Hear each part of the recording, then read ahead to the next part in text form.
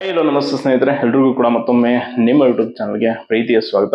56% reservation case ಸಂಬಂಧಪಟ್ಟಾಗೆ ಏನೆಲ್ಲ ಮಾಹಿತಿ ಇದೆ ಅಂತೇಳಿ ಈ ವಿಡಿಯೋದಲ್ಲಿ ತಿಳಿಸ್ತೀನಿ. ಅಂಡ್ ಇವತ್ತು ನಿಮ್ಗೆ ಗೊತ್ತಿರ್ಬೋದು ಅಂತ ಹೇಳಿದ್ದೀನಿ, ನಾನು ಕಳೆದ ವಿಡಿಯೋದಲ್ಲಿ ಹೇಳಿದ್ದೆ 27ನೇ ತಾರೀಕು ಅಂದ್ರೆ ಇವತ್ತು ಹಿಯರಿಂಗ್ ಇದೆ ಕೋರ್ಟ್ ಅಲ್ಲಿ. ಒಟ್ಟಾರೆ ಈ 56% ಮೀಸಲಾತಿಗೆ ಸಂಬಂಧಪಟ್ಟಾಗೆ ಯಾವೆಲ್ಲ ಕೇಸ್ ಇದೆ, KS ಆಗಿರ್ಬೋದು, ಅಂಡ್ ಇತ್ತೀಚೆಗೆ SC/ST ಮೀಸಲಾತಿ ಕಾಯ್ದೆಯನ್ನ ನಿರ್ಬಂಧಿಸಿ ಅಂತ ಹೇಳಿ ಹಾಕಿರುವಂತದ್ದು ಒಂದು ಕೇಸು, ಅಂಡ್ ಬೇರೆ ಬೇರೆ ಆಸ್ಪಿರೆಂಟ್ಸ್ ಆಗಿರುವಂತಹ ಇಂಪ್ಲೀಡ್ ಅಪ್ಲಿಕೇಶನ್ ಎಲ್ಲವೂ ಕೂಡ ಇವತ್ತು ವಿಚಾರಣೆಗೆ ಬರುತ್ತೆ. ಅಂಡ್ ಎಲ್ಲದಕ್ಕಿಂತ ಮುಖ್ಯವಾಗಿ ಸರ್ಕಾರ ಕೂಡ ಈ 56% ರಿಸರ್ವೇಶನ್ ವಿಷಯದಲ್ಲಿ ತುಂಬಾ ಎಚ್ಚರಿಕೆ ಹೆಜ್ಜೆಗಳನ್ನ ಇಡ್ತಾ ಇದೆ. ಹೇಗೆ ಅಂತಂದ್ರೆ, ನಿನ್ನೆ ವಿಧಾನಸೌಧದ ಕೊಠಡಿಯಲ್ಲಿ ಸಮಾಜ ಕಲ್ಯಾಣ ಇಲಾಖೆ ಅಧಿಕಾರಿಗಳು ಮತ್ತು ಅಡ್ವೊಕೇಟ್ ಜನರಲ್ ಅವರ ಜೊತೆ ಈ ಬಗ್ಗೆ ಸುದೀರ್ಘ ಚರ್ಚೆಯನ್ನು ಮುಖ್ಯಮಂತ್ರಿಗಳು ಮಾಡಿದ್ದಾರೆ. ಒಳ ಮೀಸಲಾತಿ ವಿಚಾರವಾಗಿ ಈ ರೀತಿ ಎಲ್ಲ ಪ್ರಕರಣಗಳಿದೆ ಕೋರ್ಟ್ ಅಲ್ಲಿ, ಸೊ ಇದನ್ನ ನಾವು ಹೆಂಗೆ ಬಗೆಹರಿಸಿಕೊಳ್ಬೇಕು ಅಂಡ್ 56% ರಿಸರ್ವೇಶನ್ ಅನ್ನ ಹೆಂಗೆ ನಾವು ಲೀಗಲ್ ಮಾಡಬೇಕು, ನಾಳೆ ಮುಂದಿನ ಹೆಚ್ಚುವರಿ ಮೀಸಲಾತಿಯನ್ನು ಕೂಡ ನಾವು ಹೆಚ್ಚಳ ಮಾಡಬೇಕು ಅನ್ಕೊಂಡಿದ್ದೆ. ಎಸ್ಪೆಷಲಿ ಈ ಒಂದು ಅಲೆಮಾರಿ ಸಮುದಾಯಕ್ಕೆ ಸಂಬಂಧಪಟ್ಟಾಗ 1% ಮತ್ತೆ ಇನ್ಕ್ರೀಸ್ ಮಾಡುವಂತ ಒಂದು ಸಾಧ್ಯತೆ, ಬೇರೆ ಎಲ್ಲವುಗಳನ್ನ ಕೂಡ ಚರ್ಚೆ ಮಾಡಿದ್ದಾರೆ ಅನ್ನೋ ಒಂದು ಮಾಹಿತಿ ಇದೆ. ಒಟ್ಟಾರೆ ಇವರು ನೋಟಿಫಿಕೇಶನ್ ಮಾಡೋದಕ್ಕಿಂತ ಮುಂಚೆ ಈ 56% ಮೀಸಲಾತಿ ಗೊಂದಲವನ್ನ ಬಗೆಹರಿಸಿ ನೇಮಕಾತಿಗಳನ್ನ ಶುರು ಮಾಡಿಬಿಟ್ರೆ ಯಾವ ಸಮಸ್ಯೆ ಕೂಡ ಇರಲ್ಲ. ಅಂಡ್ ಎಲ್ಲದಕ್ಕಿಂತ ಪ್ರಮುಖವಾದಂಥದ್ದು, ಯಾವುದೇ ಅಡೆತಡೆಗಳು ನೇಮಕಾತಿ ವಿಚಾರದಲ್ಲಿ ಬರದೇ ಇದ್ದು ಬಿಟ್ರೆ ಅದೊಂದು ಎಲ್ಲ ಆಸ್ಪಿರೆಂಟ್ಸ್ಗಳಿಗೆ ನಿರಾಳವಾಗಿ ಓದೋದಕ್ಕೆ ಮತ್ತು ಪರೀಕ್ಷೆಯನ್ನು ಬರೆಯೋದಕ್ಕೆ ಅನುವು ಮಾಡಿಕೊಟ್ಟಂಗಾಗುತ್ತೆ. ಪದೇ ಪದೇ ಈ ಕೇಸ್ಗಳು, ಈ ಮೀಸಲಾತಿ ವಿಚಾರ ಅಥವಾ ಬೇರೆ ಇನ್ನೇನೋ ಸಮಸ್ಯೆಗಳಾಗ್ತಾ ಹೋದ್ರೆ 5-6 ವರ್ಷದಿಂದ ಹಾಕಿದ ಶ್ರಮವನ್ನ ನಾಳೆ ಕೋರ್ಟ್ ಅಲ್ಲಿ 2 ವರ್ಷ 3 ವರ್ಷ ಪೆಂಡಿಂಗ್ ಉಳಿದ್ಬಿಟ್ರೆ ಎಷ್ಟು ಕಷ್ಟ ಆಗುತ್ತೆ ಅನ್ನೋದು ಆಸ್ಪಿರೆಂಟ್ಸ್ ಗಳಿಗೆ ಗೊತ್ತು. ಹಂಗಾಗಿ ಇವತ್ತು ಏನೇನು ಆಗ್ಬೋದು ವಿಚಾರಣೆಯಲ್ಲಿ, ಏನು ತೀರ್ಪು ಅಥವಾ ಏನಾದ್ರು ಕೋರ್ಟಿಂದ ಏನಾದ್ರು ಬದಲಾವಣೆ ಆಗ್ಬೋದಾ, ಅದರ ಎಲ್ಲದ್ರ ಬಗ್ಗೆ ಇವತ್ತು ಸಂಜೆ ನಾನು ವಿಡಿಯೋ ಮೂಲಕ ತಿಳಿಸ್ತೀನಿ.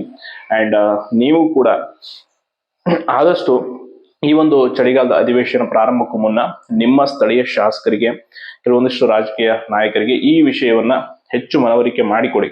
ಈ ರೀತಿ ಇದೆ, ನೋಟಿಫಿಕೇಶನ್ ಮಾಡಬೇಕಿದೆ ಸರ್ಕಾರ, ಅಂಡ್ ಅದರ ಜೊತೆ ಎಲ್ಲ ಸಮಸ್ಯೆಗಳಿದೆ, ಇದನ್ನು ಬಗೆಹರಿಸೋ ಬಗ್ಗೆ ಸದನದಲ್ಲಿ ಧ್ವನಿ ಎತ್ತಿ ಅಂತ ಹೇಳಿ. ಅಂಡ್ 1ನೇ ತಾರೀಕು ಧಾರವಾಡ ಚಲೋ ಏನು ಹೋರಾಟ ಇದೆ ನೇಮಕಾತಿಗಾಗಿ ಮತ್ತು ವಯೋಮಿತಿ ಸಡಿಲಿಕೆಗಾಗಿ, ಕಂಪಲ್ಸರಿ ಎಲ್ಲರೂ ಕೂಡ ಈ ಹೋರಾಟಕ್ಕೆ ಬೆಂಬಲ ಕೊಡಿ ಅಂಡ್ ಭಾಗವಹಿಸಿ. ಯಾಕೆ ಅಂತಂದ್ರೆ ಇದು ಅತಿ ದೊಡ್ಡ ಒಂದು ಚಳವಳಿಯ ರೂಪವನ್ನು ಪಡ್ಕೊಂಡ್ರೆ ಮಾತ್ರ ಸರ್ಕಾರಕ್ಕೆ ಎಚ್ಚರಿಕೆಯನ್ನ ನೀಡದಂತಾಗುತ್ತೆ. ಇಲ್ಲದೆ ಹೊರತು ನಾವು ಸುಮ್ಮನೆ ಏನೋ ನಾಮಕಾವಸ್ಥೆ ಹೋರಾಟ ಮಾಡಿದ್ವಿ, ಪತ್ರಿಕೆಯಲ್ಲಿ 1-2 ಸ್ಟೇಟ್ಮೆಂಟ್ ಬಂತು, ಟಿವಿಲಿ ಒಂದು ವಿಜುವಲ್ಸ್ ಬಂತು ಅಂದ್ರೆ ಯಾವ ಕಾರಣಕ್ಕೂ ಇದು ಯಶಸ್ಸನ್ನ ಪಡೆಯಲ್ಲ. ಸೊ ಆದಷ್ಟು ಹೆಚ್ಚಿನ ಸಂಖ್ಯೆಯಲ್ಲಿ ನಿಮ್ಮ ಸ್ನೇಹಿತರನ್ನ, ಅಕ್ಕಪಕ್ಕದ ಬೆಳಗಾವಿ, ಬೇರೆ ಬೇರೆ ಹಾವೇರಿ ಜಿಲ್ಲೆಗಳಿಂದ ಕರೆ ತಂದು ಧಾರವಾಡದಲ್ಲಿ ಹೋರಾಟವನ್ನು ಯಶಸ್ವಿ ಮಾಡಿ. ಇನ್ನು ಇವತ್ತು 27ನೇ ತಾರೀಕು, ಇನ್ನೂ 2-3 ದಿನ ಸಮಯ ಇದೆ. ಆದಷ್ಟು ಎಲ್ಲರೂ ಕೂಡ ಒಗ್ಗಟ್ಟಿನ ಮೂಲಕ ಈ ಹೋರಾಟವನ್ನ ಯಶಸ್ವಿ ಮಾಡಿ. ಎಸ್ಪೆಷಲಿ ಪೊಲೀಸ್ ಕಾನ್ಸ್ಟೇಬಲ್ ಆಸ್ಪಿರೆಂಟ್ಸ್ ಯಾರಿದ್ರ, ನಿಮಗೆ ಹಿಂಗೆ ಕೂತ್ಕೊಂಡ್ರೆ ಗೃಹ ಸಚಿವರು ಸರ್ಕಾರ ವಯೋಮಿತಿ ಸಡಿಲಿಕೆಯನ್ನ ಕೊಡಲ್ಲ. ಆದಷ್ಟು ಎಚ್ಚರಿಕೆಯಿಂದ ಎಲ್ಲರೂ ಕೂಡ ಈ ಕೂಡಲೇ ಈ ಹೋರಾಟವನ್ನು ಯಶಸ್ವಿಗೊಳಿಸಿದ್ರೆ ಇನ್ ಕೇಸ್ ಅಟ್ಲೀಸ್ಟ್ ಪೊಲೀಸ್ ವಯೋಮಿತಿ ಸಡಿಲಿಕೆ ಆದ್ರೂ ನಿಮ್ಗೆ ಸಿಗುತ್ತೆ. ಇಲ್ಲ ಅಂತಂದ್ರೆ ಮತ್ತೆ ಲೈಫ್ ಲಾಂಗ್ ಅವಕಾಶ ಇಲ್ಲ. ತುಂಬಾ ಜನ ಕೊನೆಯ ಅವಕಾಶ ಆದ್ರೂ ಸಿಕ್ಕರೆ ನಾವು ಪರೀಕ್ಷೆ ಬರ್ದೇನೋ ಮಾಡ್ಕೊಳ್ತೀವಿ ಅಂತ. ಬಟ್ ಅದು ಕೂಡ ಸಿಗಬೇಕು ಅಂದ್ರೆ ಇವ್ರ ಹತ್ರ ನಾವು ಎಷ್ಟು ಬಾರಿ ಮನವಿ ಮಾಡ್ಕೊಂಡ್ರೆ ಅದೆಲ್ಲ ವ್ಯರ್ಥ ಆಗಿದೆ. ಬರೀ ಹೋರಾಟವೇ ಮಾಡಬೇಕು ಅನ್ನುವಂತ ಒಂದು ನಿರ್ಧಾರ ಆಗೋಗಿದೆ.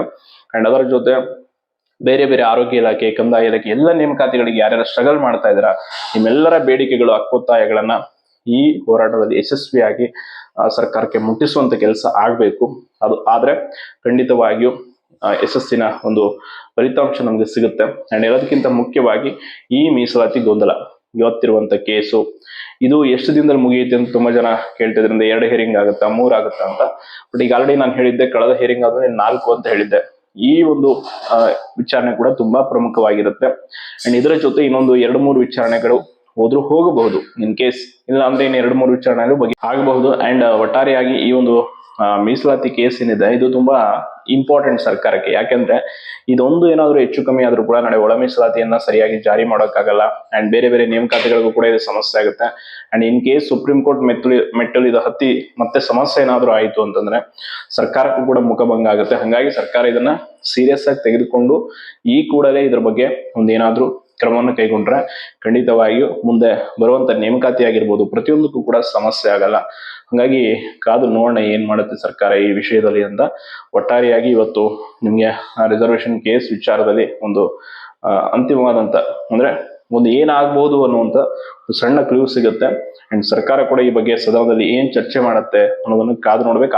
ಆಲ್ಮೋಸ್ಟ್ ಸರ್ಕಾರಕ್ಕೆ ಇದೇ ಚಿಂತನೆ ಇರೋದು, 56% ಆಕ್ಟ್ ಅನ್ನ ನಾವು ಲೀಗಲ್ ಮಾಡೋದಕ್ಕೆ ಈ ಪಾರ್ಲಿಮೆಂಟ್ ಅಲ್ಲಿ ಏನಾದ್ರು ಒಂದು, ಅಂದ್ರೆ ಈ ಅಧಿವೇಶನದಲ್ಲಿ ಏನಾದ್ರು ಒಂದು ಮಾಡಿ ಅದಕ್ಕೆ ತಾತ್ಕಾಲಿಕವಾದಂತಹ ಒಂದು ಪ್ರೊಟೆಕ್ಷನ್ ಆದ್ರೂ ಕೊಡೋಣ ಅನ್ನೋದ್ರಲ್ಲಿ ಇದ್ದಾರೆ. ಕಾದು ನೋಡೋಣ. ಒಟ್ಟಾರೆ ಇಷ್ಟು ಮಾಹಿತಿ ಇದೆ. ಧನ್ಯವಾದ.